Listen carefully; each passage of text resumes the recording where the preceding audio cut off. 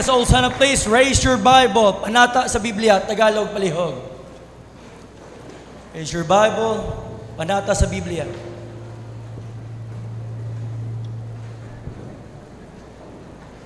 Ready? Sound. Sabay-sabay pa natin bigkasin ang testing. panata sa pagbibilya. Ready, begin. Ito ang Biblia ko. Salita ito ng Diyos. Pinanghawakan ko ito. Pinatatag ako nito. Ito ang tanging makapagsasabi kung sino talaga ako sa paningin ni Kristo at kung anong meron ako sa biyaya ng Diyos at ang lahat ng magagawa ko sa tulong ng Panginoong Yesus. This is our final preaching. Are you ready? Hambal ko ang mga lalaki, wala sa may matulog. This is our final preaching today. Amen. You want preaching, amen? Hey, praise the Lord. Okay. Aton nga speaker subong, imagine mo, aton mga speaker sa aton nga session, general. Nakikita mo lang sa TV, subong. Tapos pinataka, pa mo question ka gina. Hindi, joke na. Okay, ito yung question, boss. Question pagkika mo. Okay. The pastor of the Baptist Church, Navy Base in Baguio City. Pastor Bernard, please come and give us the Word of God.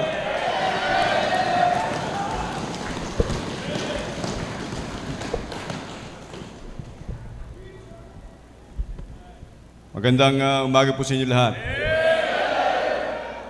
Pastor Bernard, yung apelyido ko po ay very unusual at kuminsan ay mahirap i-pronounce. Kasi kami po ay lahi ng mga Igorot.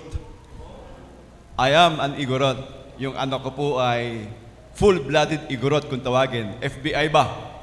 But since na kayo po ay mga Ilonggo, kayo rin po ay FBI. Full-blooded Ilonggo. So pare-pareho lang po tayo. Magandang umaga sa inyo lahat. Pastor Arvin, thank you for inviting us. Although wala po ko sa lineup, but since kami po ay mga pastors, dapat lagi po kaming handa.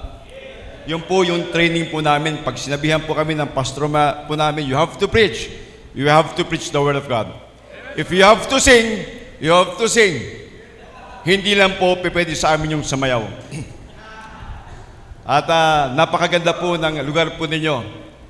It is our first time to be in this place. At salamat sa Panginoon, kasama ko po yung aking pong anak. Anak ng misis ko, pero siyempre, alam niyo naman po, pag sinabing anak, galing pa rin sa tatay po yan. For today, ay nais ko pong pag-usapan po natin ang patungkol po sa isang kwento tungkol sa Bible. Hindi naman po siguro tayo out of context because bata rin po ang pag-uusapan po natin. Bagamat the context is about a miracle, pero meron pong isang person of interest doon po sa babasahin po natin. So while standing, please open your Bibles in the book of John, chapter number 6. Alam niyo naman po siguro po ito. John, chapter number 6. Magandang tignan ang mga kalalakihan na nasa unahan. If you are there, please say aloud, amen. Chapter 6 in verse number 1. By the way, pagpasensya niyo po kung minsan ay meron po akong stammering or meron po akong problema sa aking pong pananalita. For the information for everyone, lalo na sa inyong mga kabataan, habang hindi niyo po nasusubukan ng drugs, don't you ever try it. Matagal po ako sa drugs, for 25 years, nasa drugs po ako. Matagal po ako sa alak, matagal po ako sa sigarilyo. At ito po, yung ginawa ng drugs po sa akin. Kaya meron po akong speech defect. It is because yung heavy drug use ko nung panahon. Kahapon na po ako tumigil. Kaya naninigas pa rin yung pangako. Chapter 6 in verse number 1. Kaya pagpasensya niyo po kung medyo tumitigas yung pangako, ibig sabihin, mataas pa po yung tama ko. Yung iba sa inyo tumatawa kasi kagagamit nyo rin.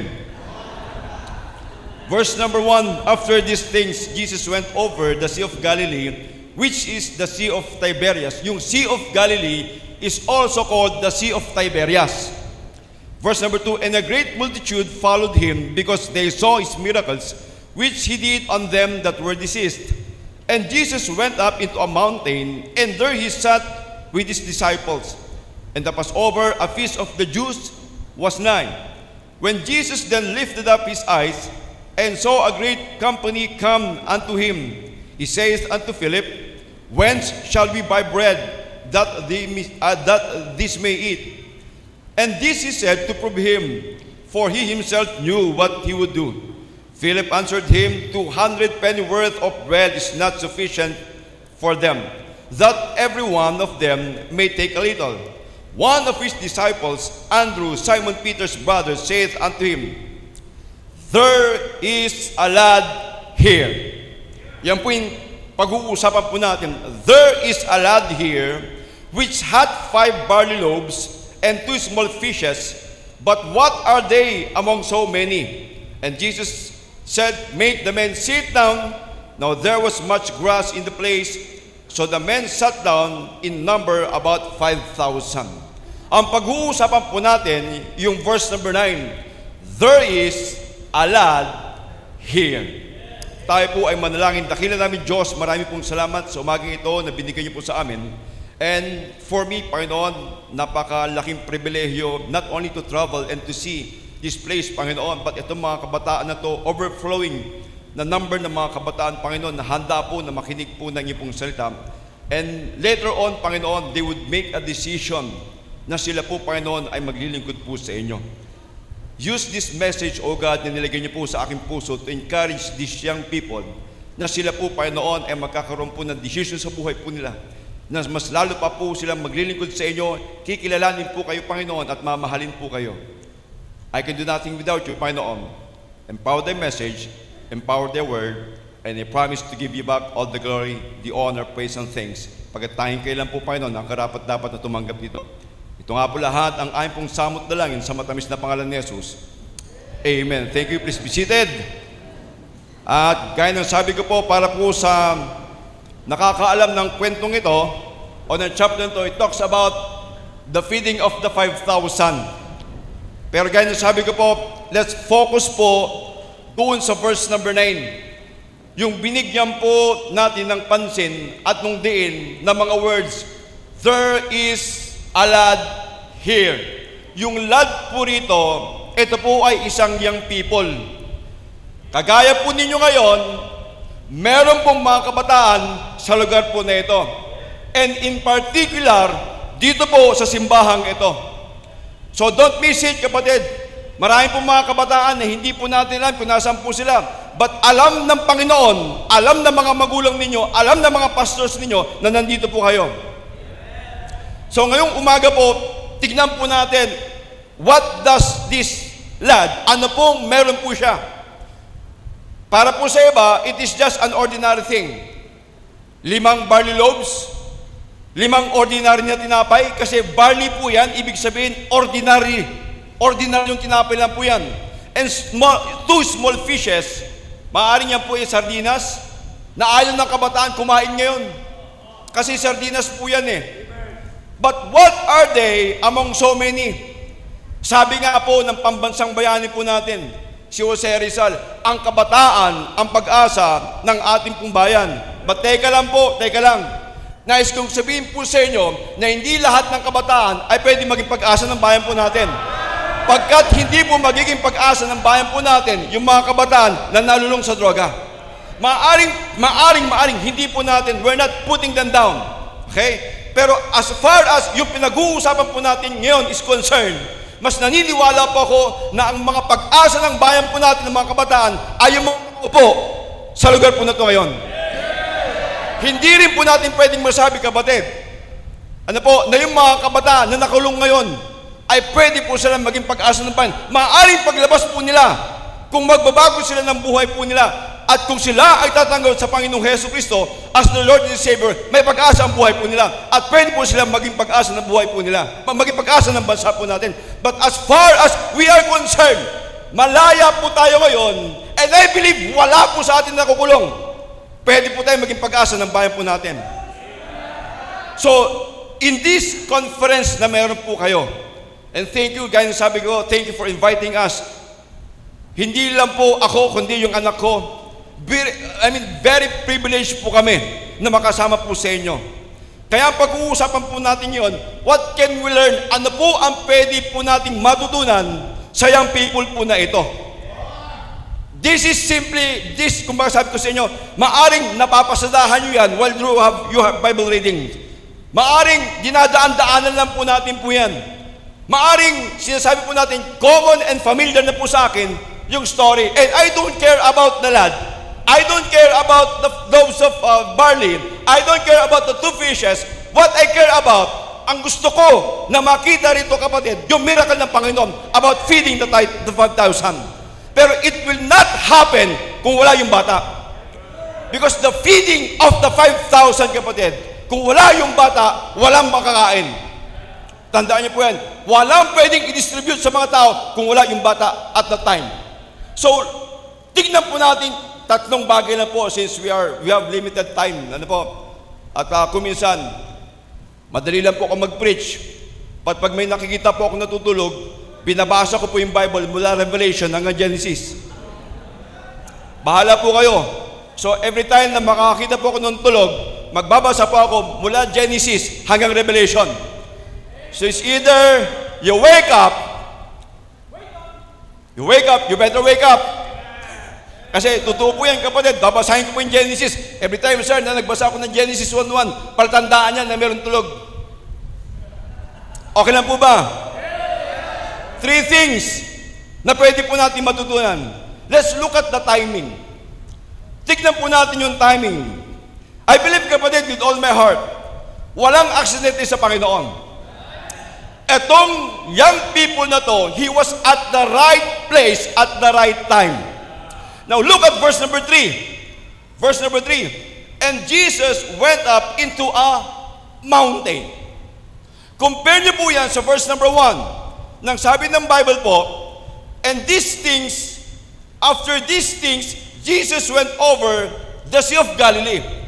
Kung tatanungin ko po kayo mga kabataan yon, saang lugar ninyo preferred na pumunta o mas pipiliin? Sa bundok o sa dagat? Maaari ba sa inyo, sasabihin nyo, pasensya na po kayo kasi sa Baguio wala pong dagat eh. Kala ko nakakatuwa yun.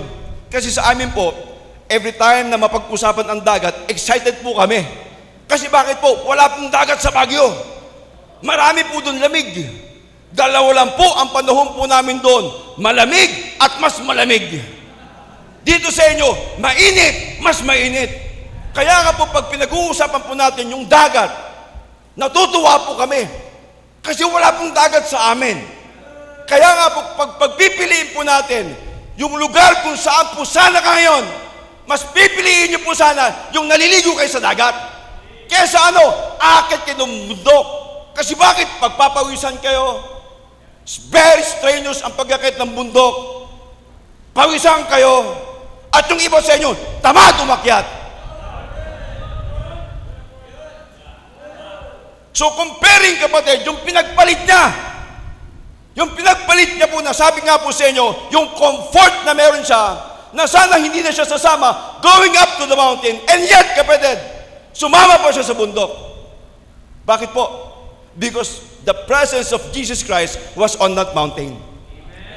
Bakit nyo kaya pinili kapatid, na yung iba po sa inyo, sabi nga po ni Preacher Arvin, yung iba po sa inyo, nag-leave po kayo. Kung may klase man kayo, gumawa kayo ng excuse letter just to be here. Ibig po sabihin, mas pinili niyo po na mag-join sa conference nito kaysa magbulakbol o magliwaliw sa mga lugar na dapat hindi po ninyo pupuntahan bilang isang anak ng Diyos. So maraming salamat for your presence today. And I believe, kapatid, nasa tamang lugar po kayo. And I believe, kapatid, eto po yan. Nasa tamang oras din po kayo. Because this time, nakakapakinig kayo ng salita ng Diyos. Compared sa lugar na walang salita ng Diyos. At yung iba po sa ating kapatid, we are what we are today. Lalo-lalo mga young people, correct me if I'm wrong, marami kayong lingwahe, marami kayong binibigkas ng kamunduhan. Marami kayong na-entertain sa buhay ninyo, marami nag-influensya sa buhay ninyo na hindi naman kayo dapat ma-influensyahan. So, ibig pong sabihin niyan, kapatid, by the way, teka lang, kausap ko ba ay mga totoong lalaki? I just want to be sure, kapatid, na ang kinakausap ko ay mga totoong lalaki. Totoong babae. Totoong babae. No. I'm serious with this, kapatid. Sinisigurado ka lang na itong conference na to ay para sa mga totoong young people na lalaki at totoong young people na babae. Mga Ilonggo, huwag kayo magalit sa aming mga igorot. But sabi kasi at balita dun sa amin, kaya daw mga Ilonggo ang dahilan kung bakit dumadami ang mga bading. Sorry nag-disclaimer na po ako. Okay? Bakit po? Mahilig kayo sa inasal. Chicken wings ba? Alam mo yung chicken wings, pag nasobrahan mo, balang araw ganun ka na. So I just want to be sure, kapatid, na ang kinakausap ko ay mga totoong kalalakihan at kababaihan. Pag hindi nyo sigurado na kayo lalaki, magpakalalaki na lang kayo. Pag hindi nyo siguradong babae kayo, pinakamaganda, magpakababae na lang kayo. Ito yung panahon, ito yung oras, kapatid, na makikilala nyo ang Diyos sa buhay ninyo. Don't you ever miss it, kapatid. 2 days lang po ito. And after this, ano na naman po ang ipapakilala ng mundo sa inyo? Sino na naman po ang makikilala nyo sa buhay ninyo? Very short time na makilala natin ang Panginoon. So therefore, get used. Kunin ninyo ang pwede nyo makuha. Huwag nyong sasayangin. Huwag nyong tutulugan.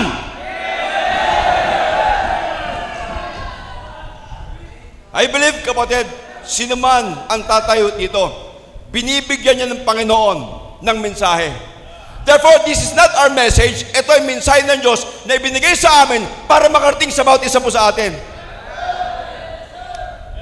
So, young people, kakampi nyo ang oras. Ibig sabihin, you are in the prime of your life. Bata pa po kayo Ibig po sabihin yan, mula dito hanggang sa kamatayan ninyo, at least mas mahaba-haba yung oras ninyo. So pag paglilingkod ang pinag-uusapan po natin, mas mahaba ang panahon ninyo na maglingkod kayo sa Panginoon. Mas mahaba ang panahon para makilala ninyo ang Diyos sa buhay po ninyo.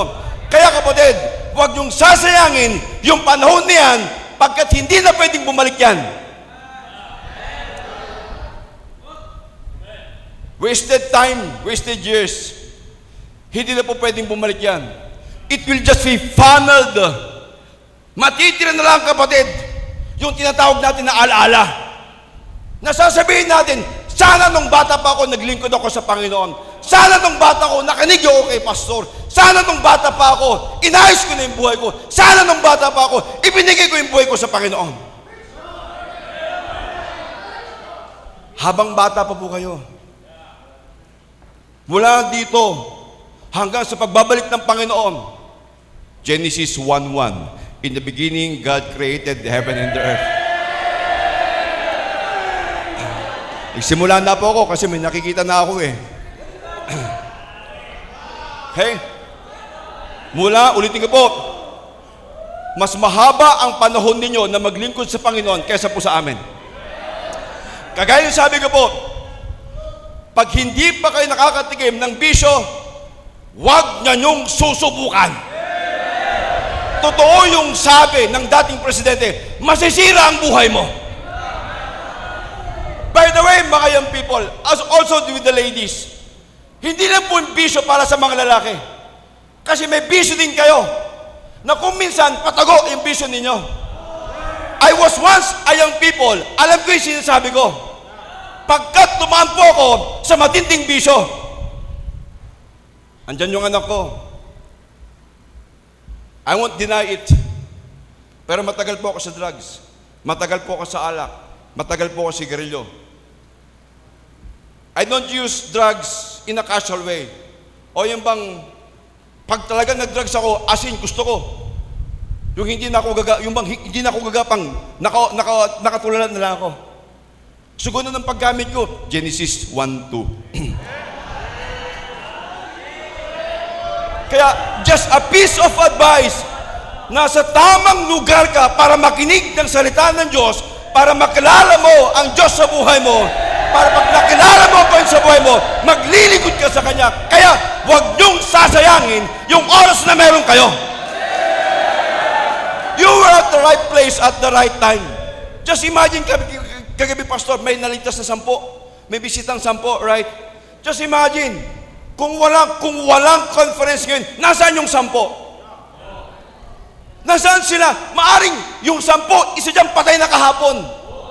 Pasalamat sa Panginoon, meron pong conference para sa, I hope you're getting my point, ano po?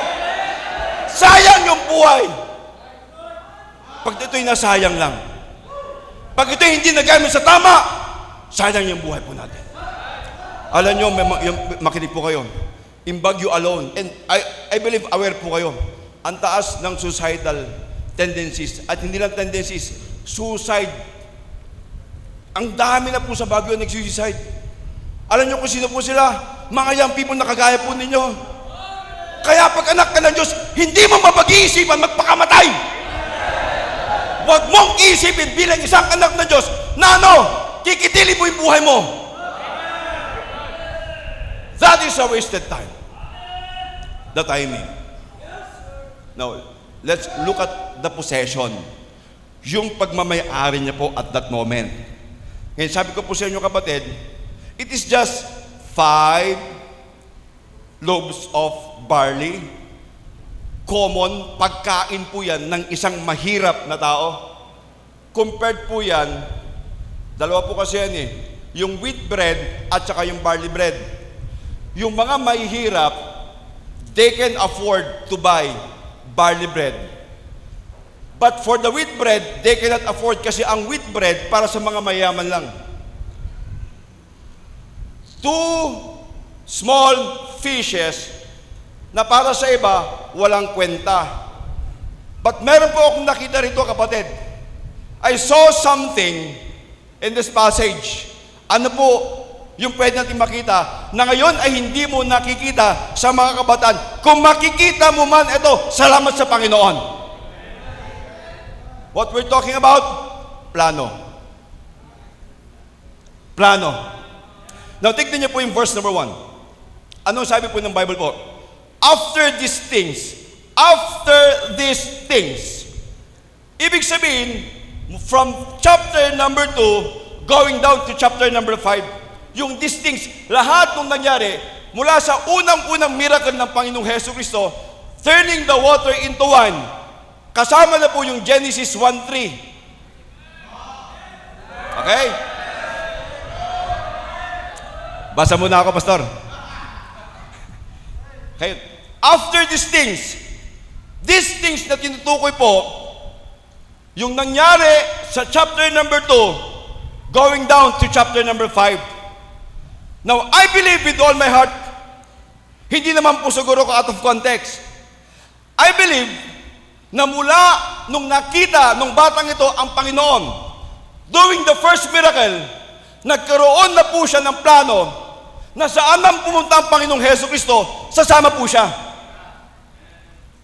He made the decision na mahirap man yung pupuntahan ng Panginoong Hesus Kristo, I'm still willing to go with Him. Just imagine, sino po ngayon ang nakagawa o gumagawa pa na bago kayo pumasok sa eskwela nyo, kayo ang maghahanda ng baon ninyo? Hello? Sabi nyo nga po, Sir, karamihan dito, mga young people na wala ng elementary. Kasi I believe, yung mga elementary, hinahandaan pa ng baon. Tama? But since high school na kayo and college na kayo, you must be doing your own thing. Ibig pong sabihin po yan, kayo na po ang naghahanda ng pagkain ninyo. Kung hindi man kayo nagbabaon, at least nagluluto kayo ng pagkain sa bahay ninyo. Ang ibig po sabihin, at least may plano kayo sa buhay ninyo. Nasa panahon po natin yon, maraming kabataan yon, wala pong plano sa buhay. Makikita mo ang mga kabataan yon. It's hard to believe, kapatid. Maraming mga kabataan yun na pagkagising, walang plano sa buhay. ni hindi nga alam ang gagawin. Yung iba po sa inyo, ginigising pa kayo ng mga magulang ninyo. Hindi kayo magigising pag hindi nag-alarm yung cellphone ninyo. Yung isa kong barkada na makulit yung barkada ko. Every time na umiinom po kami, lagi na tinatanong, Bern, anong oras na? 6:30. Sige, gisingin mo ka ng 6:31. Patawa yun, kapatid. Ibig sabihin, kaya niyang matulog ng 1 minuto. Yung iba sa inyo, kaya niyang matulog ng 1 linggo. And honestly, I can see some. Hello? Maganda pala dito, Pastor. Kitang-kita mo, mula sa taas hanggang sa baba, kung sino natutulog. So dito pa lang makikita po natin kung sino may plano na umattend ng conference. Did you really prepare? Naghanda ba talaga kayo for this conference?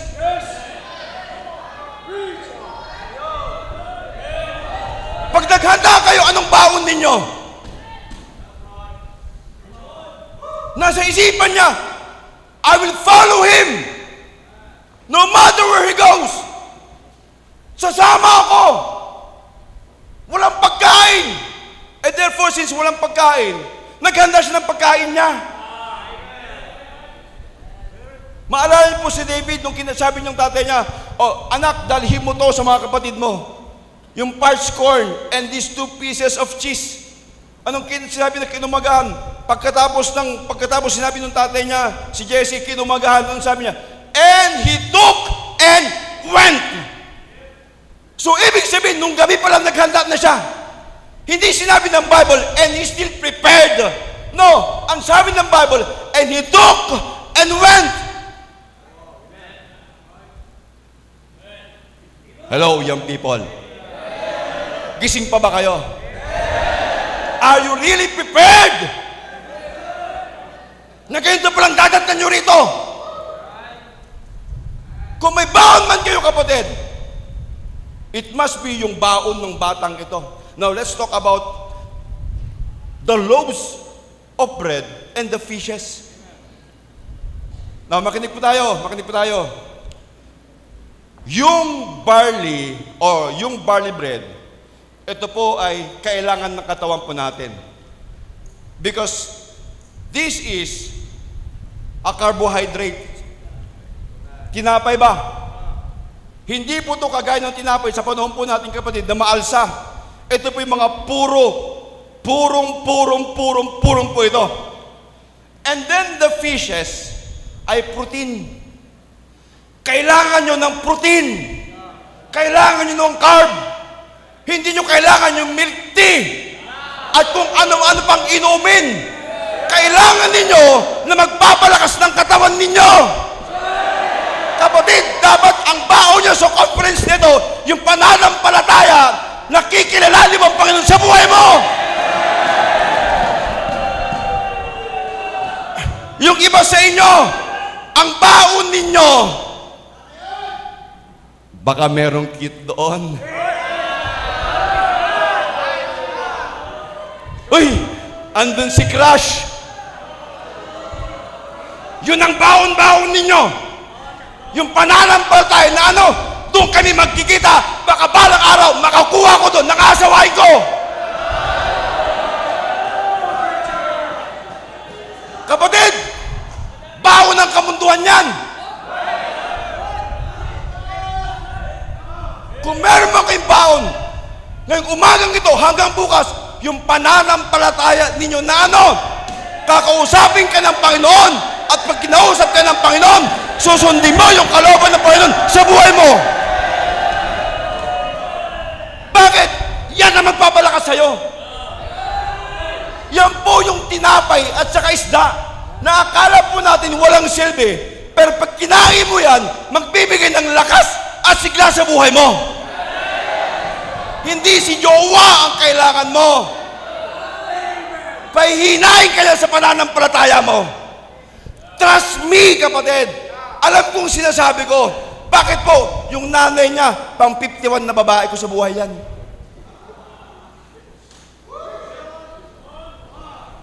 I'm not bragging about it, kapatid. Hindi ko nagmamayabang. Totoo yun. Ang tagumpay ng isang lalaki and the failure of a man is always a woman. I'm speaking based on my experience. 8 years old, may girlfriend na ako eh. Kapon lang kami nag-break. Sorry po. Her mom is my last girlfriend. Siya na po yung panghuli kong girlfriend. Marami akong sinira na buhay ng mga kababaihan. At kayo naman, mga ladies, ewan ko kung bakit.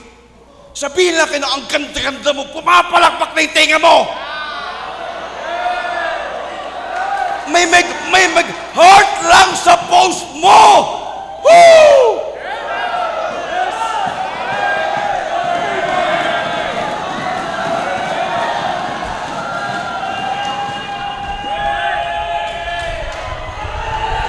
Now, makinig.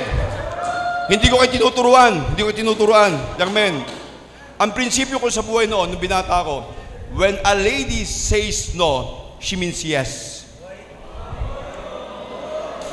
Kaya walang mahirap sa akin, bastidin mo ako, balang araw, girlfriend kita. Ibig sabihin, gagawin ko ang lahat ng paraan para mapasagot lang kita. And true, kapatid, maraming mga babaeng ganyan. Sa panahon po natin yan, maraming mga kababayan na easy to get. Sad to say, maraming mga anak ng Diyos na nahuhulog sa ganyang tukso. Bakit po? Makinig po kayo. Huwag lang kayong magbabaon ng pananampalataya ninyo pag pupunta kayo ng church. Magbaon kayo ng pananampalataya ninyo every time you go to your school. Magpakilala kayong anak ng Diyos. Mga young men, huwag kayong mananamantala sa kahinaan ng mga kababaihan. Pagkat ang lalaking nananamantala sa kahinaan ng kababaihan, hindi ang totoong lalaki.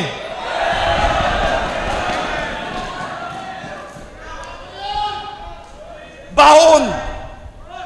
Anong baon niyo pumunta rito? Unan. Kumot para matulog. This is a mountain. Bundok po ito, kapatid. It is a place of challenge. Kaya nga narinig nyo mula kanina hanggang ngayon, it's still a challenge. Huwag tayo tutugol huwag kayong susuko sa challenge. Challenge is our life. It is not a part of our life. But buhay na po natin yan.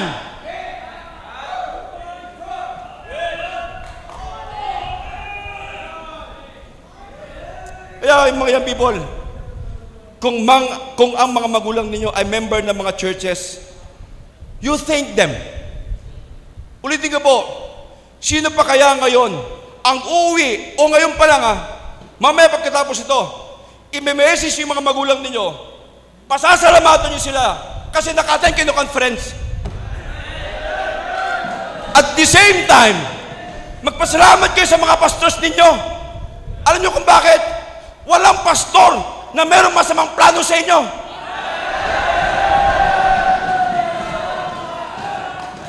Kaya nga may missions conference may youth conference. Para saan? Just imagine hosting Pastor Arnel with his hectic schedule. Di ba? Naisingit niya pa yung conference. Ano kung bakit? May pagmamahal sa mga kabataan na kagaya po ninyo. Tanong, sino pa kaya mga magulang? Sino pa kaya mga pastor ang merong plano sa buhay ninyo? Pero, ang lahat ng yan, may plano ang Diyos sa buhay ninyo. Therefore, you must see the plan of God bago kayo umalis sa conference nito.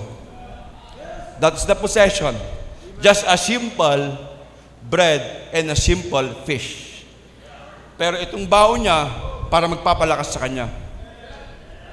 And of course, kapatid, ito yung ginamit ng Panginoon para siya ay mapalipit sa Panginoon. Now, let's see the decision. Verse number 9. May tanong kasi rito In verse number 9, ang sabi po ng Biblia, but what are they among so many? Ano magagawa nito? What can these little things Do. Para saan ito? Kulang pa nga para sa bata yan eh. Just imagine yung number, 5,000 men plus their wives and their children. So maaring at that time, kapatid, rough estimate, 35,000. Maaring ganun po yung bilang po nila. Kaya ang sabi ni Philip, what are they? Anong magagawa po nito? But for that young people, it was not hard for him na ibigay sa Panginoong Hesukristo. It is his only possession. By the way, kapatid, alam niyo po ba, na makinig po tayo, naging teacher po ako sa Bible School ng Custom and Tradition. Alam niyo po ba, kapatid, pag meron kang tinapay at meron kang isda, kayamanan mo yan. It is your treasure. Kasi bakit? Hindi lahat ng kagaya ng bata ay merong tinapay at sardinas. So, it is his life. Buhay niya na po yan eh. So, taking away that possession, kapatid, ikamamatay niya po yan. Naunawaan niyo po? Reading ko po, kapatid. It is his life. Yan na po yung, kumbaga, huling pagkain niya para mabuhay po siya. Now, do you think na nagkamali siya sa decision niya? No. Tignan po yung Bible po ninyo. Verse number 11 talks about it. Ito pong sabi ng Bible po. And Jesus took the what? Loaves. Na makinig po tayo. Out of nowhere, mula po sa malayo. Napansin niyo po ba, kapatid? Sa dinabi-dami ng tao, ang sabi ni Philip, may bata rito. Hindi niya sinabing may tatay dito. Makinig. Genesis 1:4 na tayo. Okay? Makinig. Hindi sabi ni Philip, there is a dad here. May tatay dito. May nanay dito. Hindi, sabi niya, may bata rito. Hindi sa madaling mauto, kapatid. Kasi ang Panginoon, hindi naman siya mandaraya. Kung ayaw mong ibigay, edi wag. But ang sabi ng Biblia, He just took it. So somebody gave it to him. Ano niyo po? Simple, sabi ng Panginoon, sabi ng Biblia, kinuha niya lang. So meron nagbigay. Inabot lang. Ang tanong dyan, kapatid, eto po yan. Mula doon sa malayo, abay kapatid, nasa harapan niya na. Nasa harapan niya na at nagsasabi sa Panginoon, here is my only possession. Binibigay ko sa iyo ngayon yung buhay ko, Panginoon. Nagkamali ba siya ng decision? No! And then in verse number 10, ang sabi po ng Bible, let the men sit down. Bakit po sinabi ng Panginoon o sabi ng Panginoon, doon po kay Philip, let the men sit down. Ano kung bakit? Genesis 1:5. And I will go on and on and on. Sayang!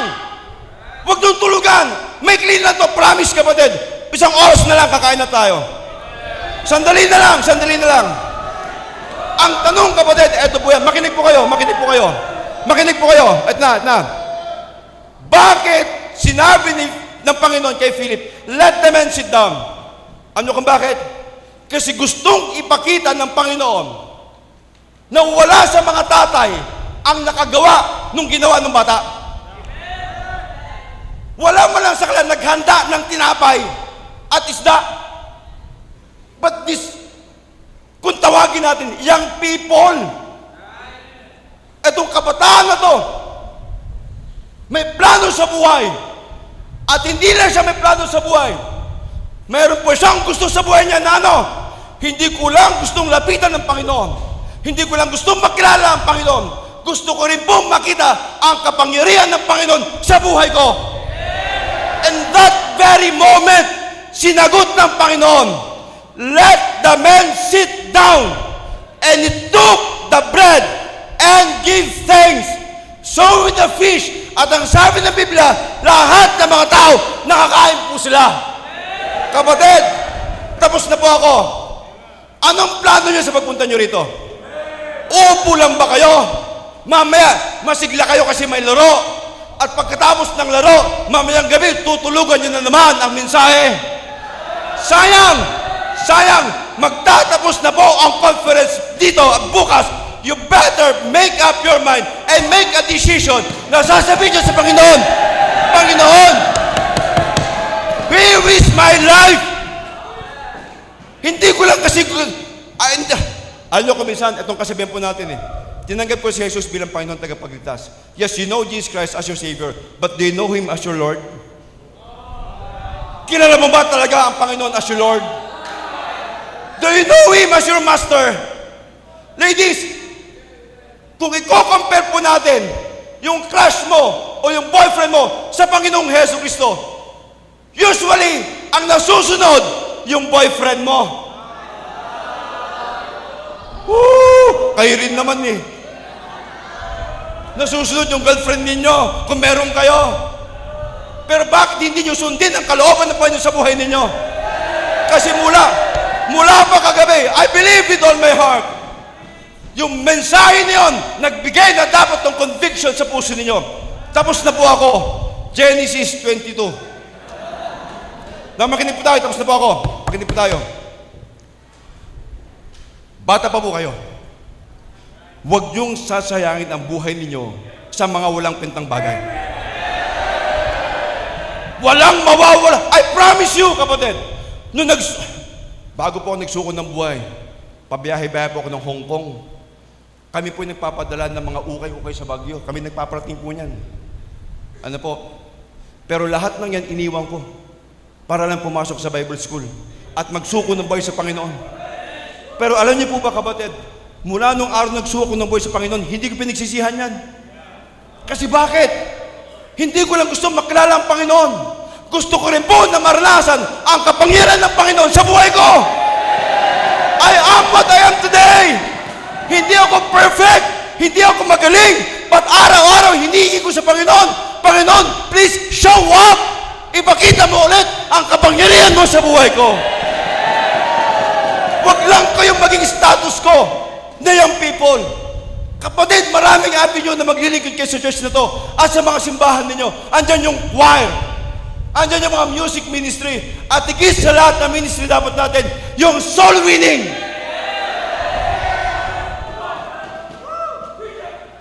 Therefore, in conclusion, opinion.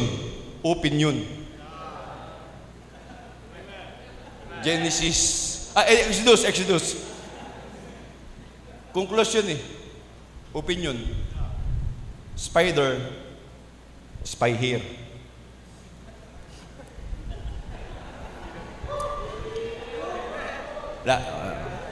Pag-uwi nyo sa bahay, ano yun? Kasi wala kayong plano. Kapatid, dapat pati mga jokes na kukuhan ninyo. Bata pa po kayo.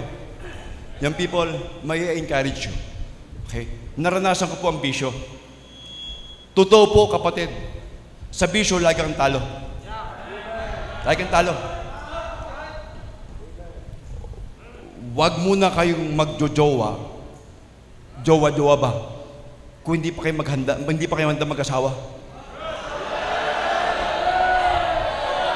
Shh, makinig po kayo. Ang mga ladies noon is not different with the ladies today. Okay? Kaya nga ang word na pakipot para sa inyo Gusto nyo turuan ko kayo? Gusto nyo turuan ko ko kayo? Wag na, baka sabihin nyo, baka yun ang matutunan nyo sa preaching. Alam niyo po ba kung bakit maraming kabataan ngayon, lalong-lalo sa mga kababaihan, na-involve po sila sa untimely relationship? Kasi bakit? Maraming manloloko. At kayo naman, pag may chicks kayo, feeling nyo pogi kayo. Feeling nyo lang yun. Feeling nyo lang. Pero ang totoo nyon, suwangit kayo. Kaya sabi ko, kapatid, ang totoong lalaki, isang totoong kristyanong lalaki, hindi pagsasamantalan ang kahinaan ng isang babae. Ladies, huwag kayong maniniwala sa pangako ng mga young men na to. Ha? Huwag kayong basta maniniwala sa sibilang, uy talaga, I love you, tut mo. I love you ka dyan. Tanong, ilan na ang sinabihan mo ng I love you? Bakit ka laging sabi na I love you? Kasi lagi kang busted. Pinakamaganda, huwag niyong sasayangin yung buhay ninyo. Ibigay niyo sa Panginoon. Make a decision today. Huwag kayong aalis sa conference nito na wala kayong decision na ipapagamit ninyo yung buhay niyo para sa Panginoon at para sa Panginoon lamang. Not to know Him only, but to experience yung power ng Panginoon sa buhay ninyo. Tayo po'y manalangin. Let's all stand please, let's pray. Dakilang Diyos, salamat po sa umaga ito. Thank you for the word, Panginoon. Salamat po sa mga kabataan ito, Panginoon. O Diyos, kayo po ang mangusap sa puso po nila. I done my part, Panginoon. But I believe the best ay galing po sa inyo. Salamat po and giving you back all the glory, the honor, praise, and thanks. In Jesus' mighty name we pray. Amen. Habang na kayo kong ulo, pigit ang mata,